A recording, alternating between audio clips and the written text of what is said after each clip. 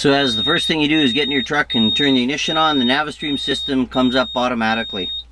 There's no requirement to turn this unit on or off. It'll do everything automatically. It turns on with the ignition key, and it turns off after a set amount of time after the ignition key has been shut down.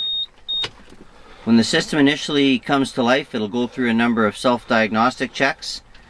You'll see these screens come up. Testing drives, and it'll go through some other checks as well.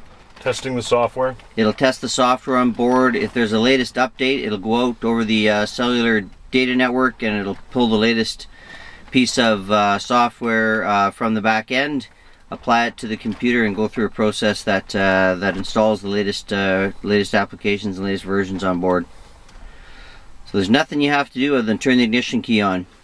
Important to note again, just like the touchscreen monitors that we use for the kiosks, these are touchscreens. They're meant to be used with a fingertip or something like the rubber tip in this eraser. This is not a pen. This is a rubber tipped, this is an eraser that looks like a pen, but it's a soft rubber tip and it will not damage the screen. The screens will damage if you use a screwdriver, a regular pen tip, a jackknife, or any other sharp, hard object. Now we've got a bunch of styluses that we're handing out, so get yourself a stylus and that's the way to work.